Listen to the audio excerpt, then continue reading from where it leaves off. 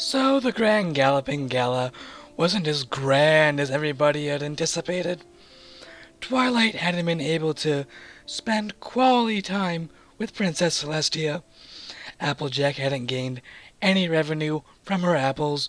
Rainbow Dash didn't get any of her precious time with the Wonderbolts. Pinkie Pie was expecting a wild party. Instead, she got a fancy, sophisticated one. Fluttershy didn't make any new animal friends. Even Rarity never found her true love. But it was an alright night. The six friends, Spike, and even Princess Celestia had a wonderful night at the donut shop.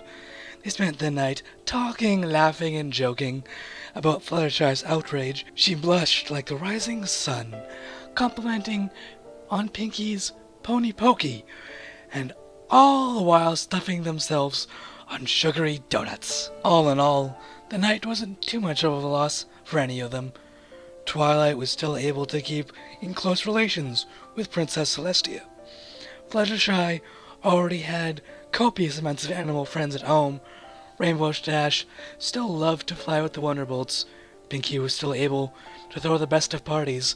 Applejack could even still sell her apples to the rest of Ponyville. But what about Rarity? After her expectations of a gallant prince were smashed, she didn't have anything to fall back on. The rest of her friends had something pertaining to their dreams at their best night ever at Ponyville, all except Rarity. "Are you sure you're okay, Rarity?" Twilight asked as the carriage from the gala arrived at Ponyville. "That Prince Blueblood was awful to you the entire night." Rarity clenched her teeth at that name. "Oh, really, darling?" she replied, slapping a smile on her face. "A lady such as Moy has enough dignity to brush that type of tramp out of mind." "We're just worried about your feelings," came a quiet Fluttershy. "Really?" Rarity said. "I'm just fine." She just wanted to be home alone right now. The carriage stopped at Rarity's boutique. "Well, this is where I get off," Rarity cooed. "I'll see you girls tomorrow. I had so much fun tonight." She stepped out of the carriage and watched it roll away to drop off the other occupants. Rarity entered the boutique. The lights were off. Everything was calm. She went upstairs to check on Sweetie Belle. Sweetie was fast asleep in her room, no doubt exhausted from playing with her friends. Rarity smiled and tucked her into the blankets. She made her way to her room. Rarity closed the door with a small click. She gave off a small sigh. If any pony else heard that sigh, they'd know something was wrong. Rarity removed her tiara and dropped it onto the floor. One of its jewels cracked. She didn't care. Rarity stripped off her dress, piece by piece, letting them lightly fall to the floor and littering it. She walked over to the desk. It was still covered in ink bottles, quills, and her designs from the gala. Suddenly, her controlled face suddenly contorted with anger.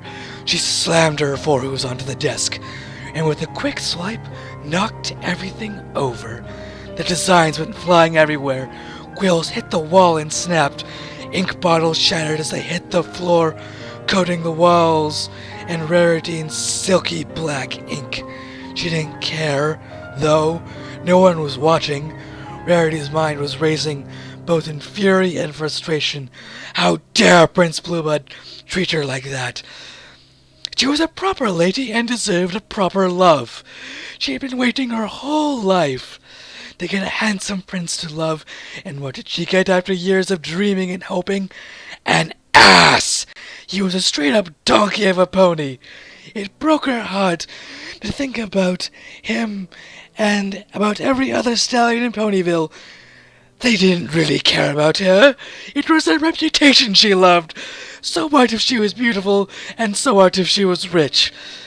She wanted a true lover, and it infuriated her knowing she would never truly get what she wanted. Seething in anger, Rarity walked up to a full-body mirror. What she saw staring back at her almost frightened her. A white unicorn, dripping in black ink, with a look of abject fury, was staring back at her. Her mane was a mess from her rage, and her once shining coat was disheveled.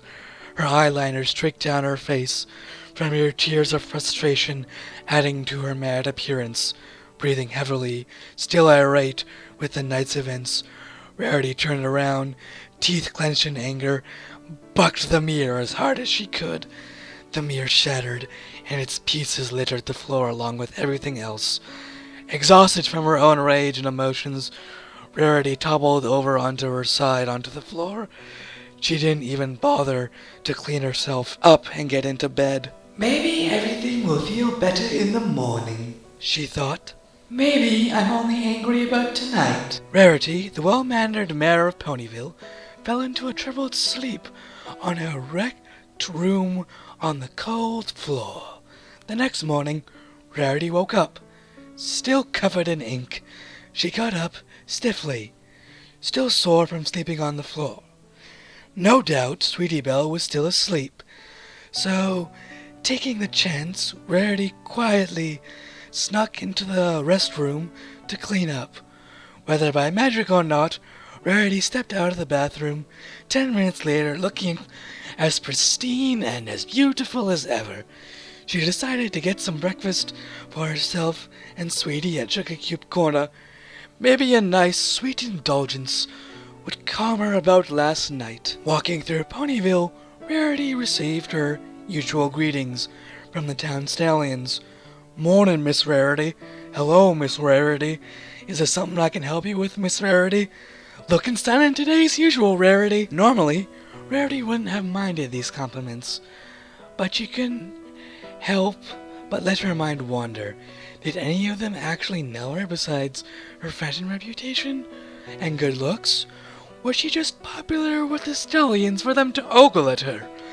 None of this attention was helping her at the moment. Hiya, Rarity. Rarity entered Sugar Cube Corner and was greeted by Pinkie Pie. "Oh, hello, Pinkie Pie," Rarity said with a false smile. She perused the stack of baked goods. "May I have some of those strawberry croissants? They look wonderful," Sure thing. Pinkie said, placing a few in a box. Anything else? "No, thank you, dearie," Rarity replied. "I'm just here to get some breakfast for me and Sweetie Belle." But Pinkie didn't seem to be listening. She was staring hard at Rarity. Rarity had the feeling she was being x-rayed. Is everything all right, Pinkie?" she asked. I should be asking you the same thing.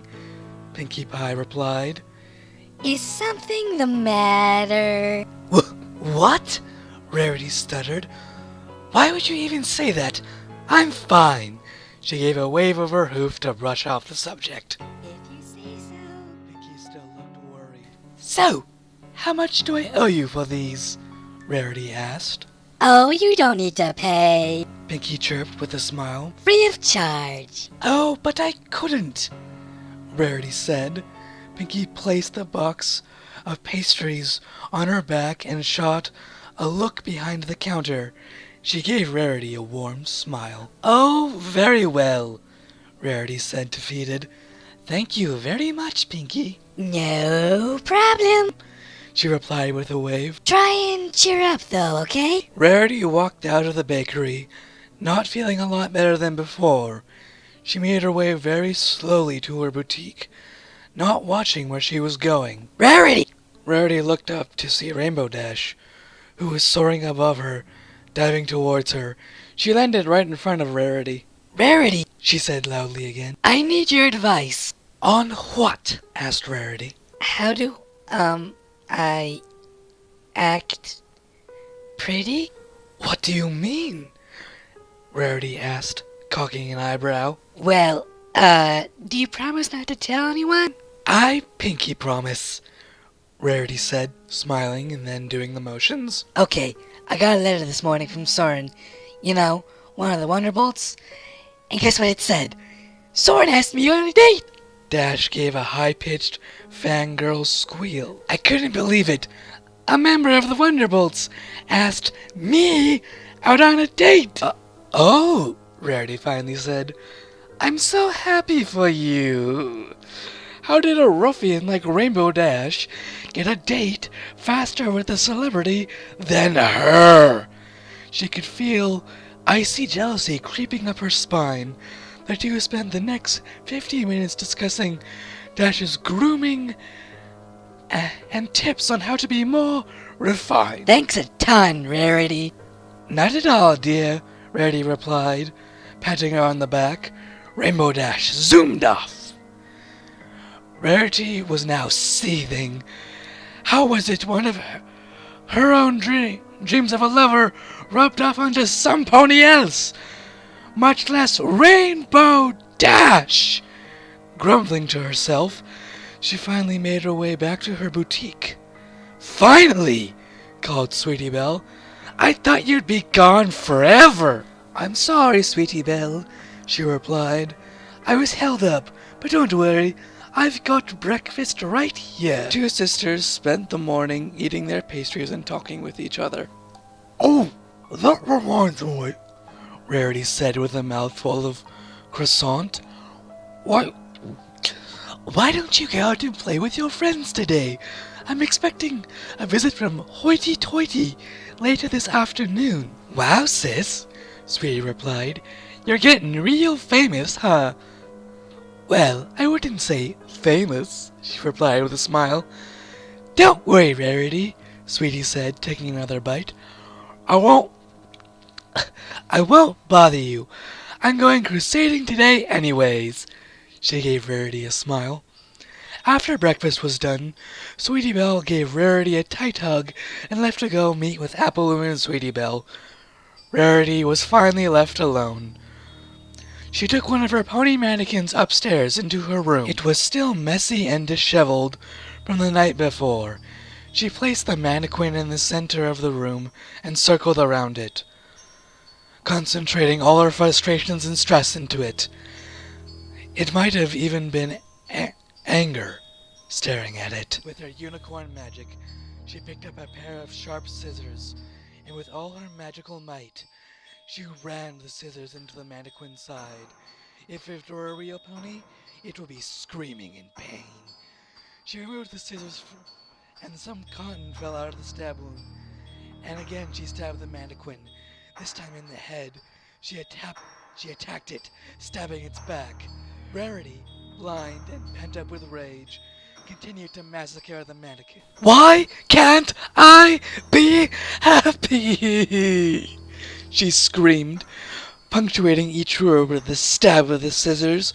She dropped the scissors from her magic and picked them up with her mouth and continued to tear into the pony mannequin, bits of fluff and of the leg falling onto the floor. She stepped away, tears streaking from her face and scissors still clenched in her mouth.